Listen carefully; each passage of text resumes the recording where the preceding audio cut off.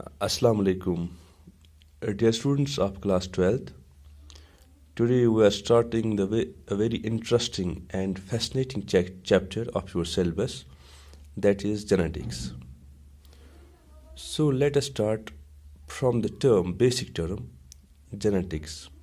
What does genetics mean? Genetics is basically from the Greek term that is genen, meaning production or generation. It is basically the science of heredity and variation, or we can say genetics is the branch of bioscience which deals with the study of heredity and variation.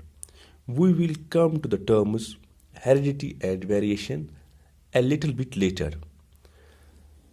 The term genetics was coined by Batson in 1906, and G.J. Mendel is known as father of genetics.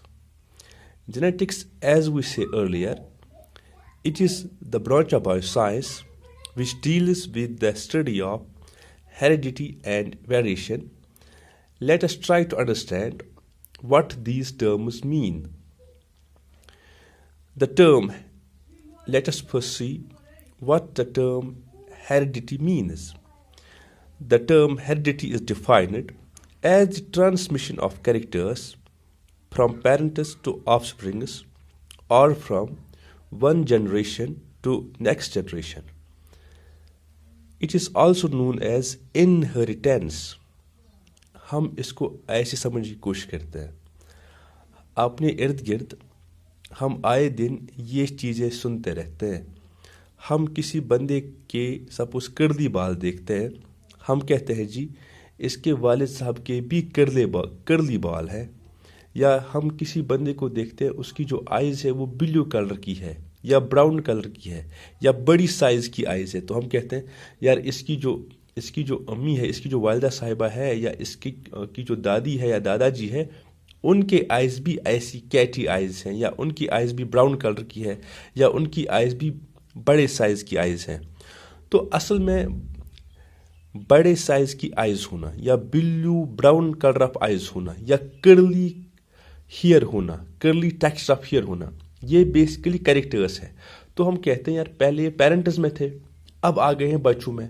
तो character जो है वो transmit हुआ है from one generation to next generation.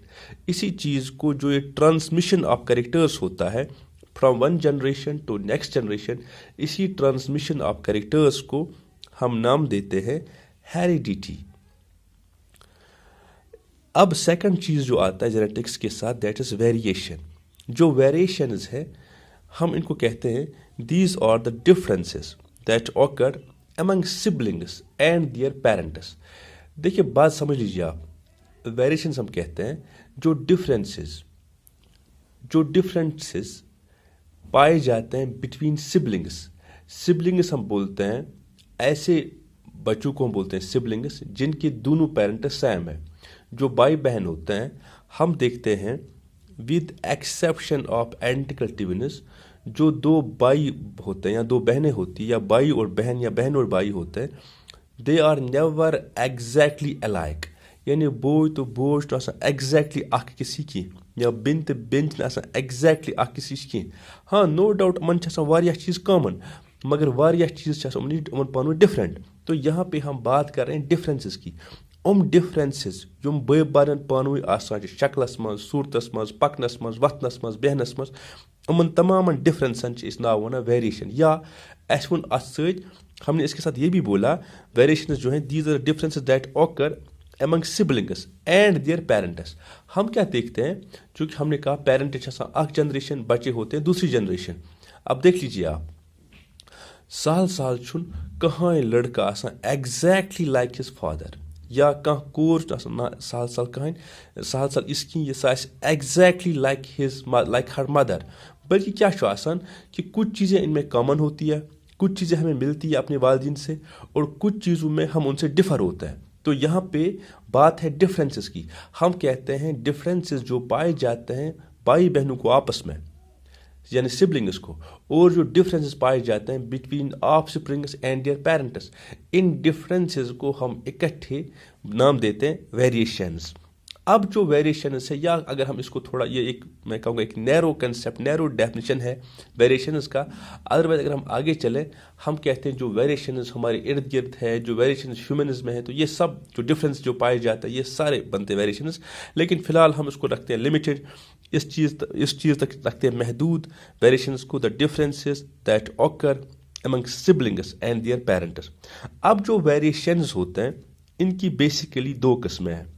एक को हम नाम बोलते हैं सोमेटिक वेरिएशंस, या इनको बोलते हैं सोमेटोजेनिक या बॉडी वेरिएशंस, या इन्वायरमेंटल वेरिएशंस का एक और नाम है। इनका एक और नाम है नॉन इनहेरिटेबल वेरिएशंस। अब ये क्या वेरिएशंस होते हैं? What are these somatic variations? हम कहते हैं variations that are due to influence of environment and और नॉट इनहेरिटेड। वो वेरिएशंस जो होते हैं because of the effect, because of the influence of the environment, जो एनवायरनमेंट की वजह से बॉडी वेरिएशंस होते हैं, चेंजेस आते हैं बॉडी में, उन वेरिएशंस को हम नाम कहते हैं सोमेटिक वेरिएशंस या बॉडी वेरिएशंस या एनवायरनमेंटल वेरिएशंस। जो ये वेरिएशंस होते हैं, hence these variations, these somatic body or environmental variations do not pass from one generation to next generation, hence they are known as non-inheritable variations। इनको हम इसलिए नाम बोलते हैं नॉन इनहेरिटेबल वेरिएशंस। मिसाल के तौर, जो एक रेसलर होता है, as the son of a wrestler will not be a born wrestler. अगर एक रेसलर होता है, जो रेसलर्स होते हैं, उनको क्या होता है, उनकी जो बॉडी होती है वो नॉर्मल ह्यूमन से खासी बड़ी होती है। बड़े बड़े बाजू उनके, बड़े बड़ा चेस्ट होता है, खासा बड़ी बड़ी कटिंग्स होती है बॉडी पे। तो जो उनका बच्चा पैदा होगा इन पहलवानों का, इन रेसलर्स का, वो पैदा होती पहलवान नहीं होगा, क्योंकि जो इस पहलवान की बॉडी के अंदर चेंजेस आई है वो आई है because of the effect of environment. उस रेसलर ने इतनी एक्सरसाइज की है, उसने जिम किया है, उसने इतनी डाइट खाई है, तभी उसकी जो बॉडी है, जो वो बॉडी जो है वो बाकी ह्यूमन से बड़ी हो गई है, उसमें जो स्ट्रेंथ है वो ज़्यादा है, उसने उसी हिसाब से खुद को मेंटेन किया हुआ है। अब जो ये रेसलर होगा, जब आगे चल के इसका बच्चा होगा, वो पैदा होते ही पहलवान नहीं होगा। हाँ, नो डाउट, अगर वो भी ऐसी डाइट खाएगा, ऐसी मेहनत करेगा, वो रेसलर बन सकता है, लेकिन पैदा होते ही वो रेसलर नहीं होगा। वो ये इसलिए है क्योंकि जो ये वेरिएशंस होते हैं that are due to effect of environment that are not passed from one generation to next generation। या इसका एक और एग्जांपल है, अब आज मौसम है गर्मियों का, जब हम धूप में बैठते हैं तो हमारा जो स्किन कलर है वो थोड़ा ब्लैक हो जाता है, कालापन आ जाता है। लेकिन जो ये कालापन है ये हमें हमेशा नहीं रहता है, और ये कालापन जो होगा it will not pass from one generation to next generation. तो ये भी एक एग्जाम्पल है सोमेटिक वेरिएशंस का। इसके बरक्स वेरिएशंस का जो दूसरा किस्म है, उनको हम नाम बोलते हैं जर्म लाइन वेरिएशंस या इनहेरिटेबल वेरिएशंस। ये वो वेरिएशंस होते हैं, these are those changes that occur in genes and are passed, changes that occur in genes, या मैं कहूँगा variations that occur because of change in genes and are passed from one generation to next generation। वो तब्दीलियाँ, वो differences जो आती है because of change in genetic makeup, और ये वेरिएशंस जो हैं ये पास होते हैं from one generation to next generation. मिसाल के तौर हम देखते हैं कुछ लोग होते हैं जो हैव गॉट एक्स्ट्रा फिंगर्स या एक्स्ट्रा थंब होता है, कुछ के थंब्स 2 होते हैं एक के बदले, या कुछ के फिंगर्स का जो नंबर है वो ज़्यादा होता है। यूजुअली हमें होते थंब को मिला के हमें होते हैं 5 नंबर ऑफ फिंगर्स, तो कुछ को 6 होते हैं।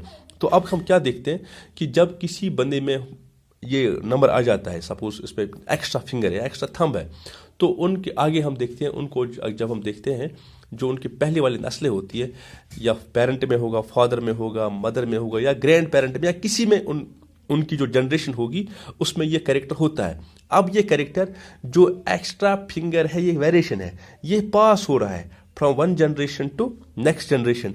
तो इसीलिए जो ये चीज़ बन जाती है, ये बन जाती है जर्म लाइन वेरिएशन या इनहेरिटेबल वेरिएशन। या ऐसे ही मैंने आपसे पहले कहा स्टार्ट में, अगर आम तौर हम कहते हैं नॉर्मल बंदों के जो बाल है वो स्ट्रेट होता है, अब किसी बंदे में कर्ली बाल है, तो तो हम कहते हैं यार इसको तो कर्ली बाल है, अब कर्ली बाल कैरेक्टर है, तो जो बाकी लोग थे इसके खानदान के उनके तो सारों के सीधे बाल थे, स्ट्रेट बाल थे, अब किसी में कर्ली बाल आ गए हैं इनमें से, अब ये वेरिएशन हो गई है। ले हम क्या देखते हैं फिर जो ये कर्ली बाल है, ये कर्ली बाल का जो कैरेक्टर है ये आगे भी पास हो सकता है बच्चों में। तो जो ये वाला वेरिएशन है, इस वेरिएशन को हम नाम देते हैं फिर से जर्म लाइन वेरिएशन या इनहेरिटेबल वेरिएशन। तो ये एक मुख्तसर सा तारुफ है जेनेटिक्स का। तो इट इज़ बेसिकली, मैं रिपीट करूंगा, it is basically study of heredity and variation. Heredity is transmission of characters from parents to offsprings, and variations are the differences that occur among siblings and with their parents, and variations of two main types: somatic variations due to effect of environment and are not inherited.